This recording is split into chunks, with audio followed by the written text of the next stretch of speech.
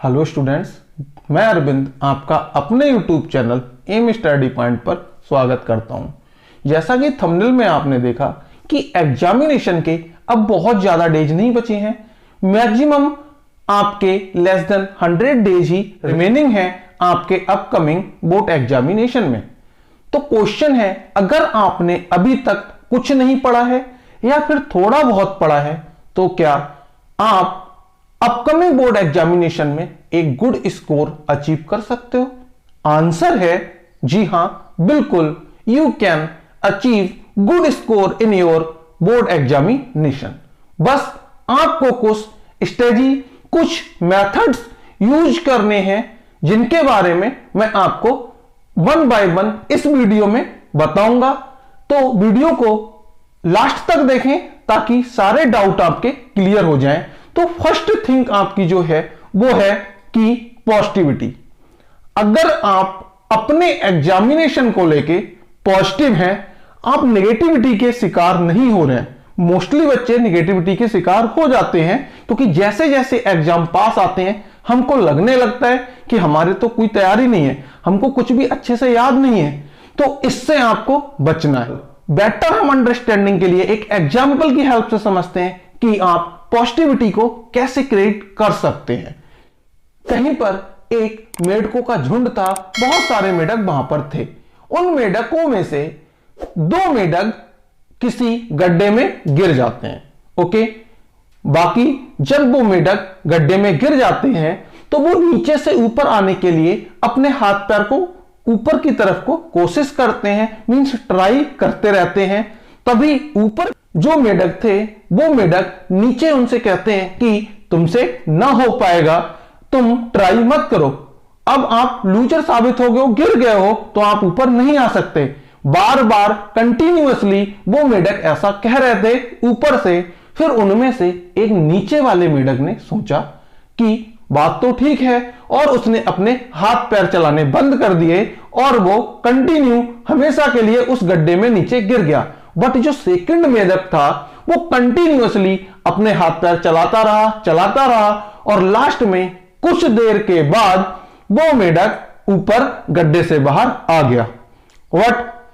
बाहर वाले मेढकों ने फिर उससे पूछा कि तुम बाहर कैसे आए? वो बोला फिर अगेन उन्होंने रिपीट किया कि तुम गड्ढे से बाहर कैसे आए? उसने फिर अगेन कहा अगर आपको पता है कि वो मेढक क्यों बाहर आ गया तो कमेंट बॉक्स में जरूर कमेंट करें। बाकी उसका आंसर था that frog was beef. Yes, वो मेढक बहरा था, उसने किसी की बात को नहीं सुना और हाथ पैर कंटिन्यूअसली चलाता रहा और एक टाइम आके उसको सक्सेस अचीव हो गई, वो गड्ढे से बाहर आ गया। कंक्लूजन ऑफ द स्टोरी, आपको जो लोग आपको नेगेटिविटी फील करा रहे हैं उनकी बात को नहीं सुनना है। अब जब आप सुनते हैं तो ऐसा तो हो नहीं सकता इफेक्ट नहीं पड़ेगा। तो एग्जाम के टाइम पे आपको उन लोगों से थोड़ी सी डिस्टेंस को मेंटेन करना है जो लोग आपको नेगेटिविटी की डायरेक्शन में मूव करा रहे हैं या करा सकते हैं। ओके गाइज, आई होप पहला पॉइंट आपको समझ आया होगा। सेकंड थिंग हमारे पास है स्ट्रेटजी ऑफ स्टडी।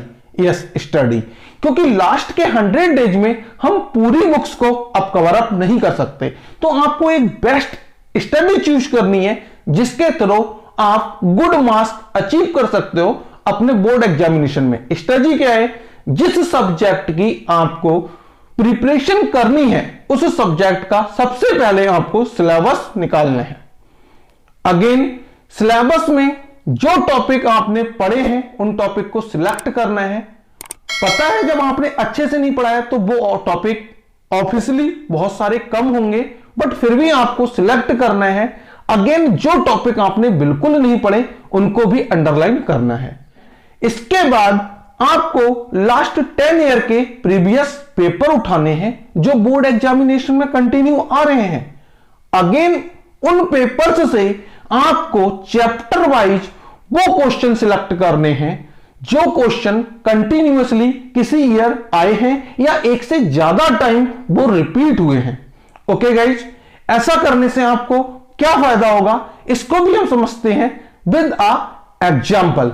जैसे अगर मैं आपसे कहूं कि आपको एक पर्टिकुलर जगह जाना है और आप पर्टिकुलर जगह जाएंगे और रिटर्न में वापस आ जाएंगे, मैं आपसे पूछूं कि उस रास्ते के बीच में जो टायर वाले की दुकान पड़ी थी या जो मैरिज पैलेस पड़ा था, उस मैरिज पैलेस का नाम क्या है, उस टायर वाली दुकान का नाम क्या है? तो आई होप आप नहीं बता पाएंगे। बट अगर मैं आपसे कहूं कि आप जा रहे हैं उस मैरिज पैलेस का नाम देख के आना या उस टायर वाली की दुकान का नाम देख के आना, तो डेफिनेटली आप उस टायर और मैरिज वाले पैलेस का नाम तो बताएंगे, साथ में उसके पास क्या पड़ा था, उसके आसपास क्या था, वो भी क्लियर बता पाएंगे। कंक्लूजन क्या है? कंक्लूजन ये है कि हमारे दिमाग में जब कोई चीज की पिक्चर क्लियर होती है, जब हमें उसकी अवेयरनेस होती है, जानकारी होती है, तब हमारा माइंड उस चीज के अकॉर्डिंग अपना 100% प्रोवाइड कराता है, हमको लर्न करने में इजीनेस महसूस होती है। ओके गाइस, आपको पता होगा ये क्वेश्चन एग्जामिनेशन के पॉइंट ऑफ व्यू से इंपॉर्टेंट है।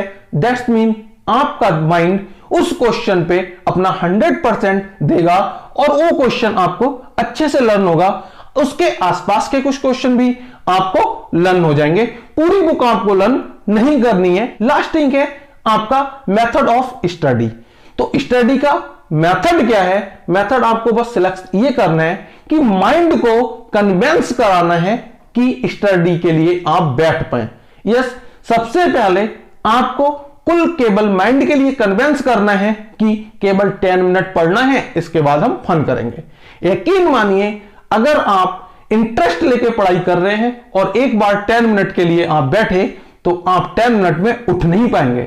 आपको पता नहीं लगेगा कि कब 10 मिनट 30 मिनट में कन्वर्ट हो गए और 30 मिनट 1 आवर्स में कन्वर्ट हो गया। यानी कि रूटीन हमारे पास बन जाएगा। बस आपको जरूरत है उन 10 मिनट के लिए कन्विंस करने की। और वन मोर थिंग, जब आप स्टडी के लिए बैठें तो सारा स्टडी से रिलेटेड मटेरियल को एक टेबल पर एक साथ लेके बैठे। इससे क्या होगा, जब आपको गेस्ट पेपर की जरूरत है तो गेस्ट पेपर होना चाहिए, प्रीवियस ईयर की पेपर की जरूरत है, प्रीवियस ईयर रफ कॉपी पे, मैनी मोर थिंग्स जो आपके लिए रिक्वायर्ड है, सारी अगर अवेलेबल हैं, तो इससे क्या होगा, आपको बार बार वहां से उठना नहीं होगा। उठना नहीं होगा mean of lack of distraction. Because अगर आप एक बार डिस्ट्रैक्ट हुए, अगेन आपको माइंड को कन्विंस करना मुश्किल होगा बैठने के लिए। हो सके तो मोबाइल को स्विच ऑफ या साइलेंट मोड पे डाल के साइड में रख दीजिए जब तक आप पढ़ाई करते हैं। ओके गाइज, आई होप ये जो मैंने आपको बताया है, अगर आप इसको अपनी स्टडी लाइफ में फॉलो करते हैं तो आपको डेफिनेटली रिजल्ट मिलेंगे। If you apply these points in your study life, then you will see that you get good score in your upcoming board examination. I hope आपको सारा कुछ समझ आया होगा। मेरी यही कोशिश है कि आप किसी तरह से पॉजिटिव रहें, अपने आप को कॉन्फिडेंस रखें, किसी भी रीजन से आप अपने कॉन्फिडेंस को लूज ना होने दें। अगर आपको वीडियो अच्छी लगी तो वीडियो को ज्यादा से ज्यादा शेयर करें उन लोगों के लिए जिनको इस मोटिवेशन की जरूरत है, और चैनल को सब्सक्राइब जरूर करें। मिलते हैं किसी नेक्स्ट वीडियो में नेक्स्ट टॉपिक के साथ। तब तक के लिए अपने अपकमिंग एग्जामिनेशन के लिए तैयारी करते रहिए। All the best.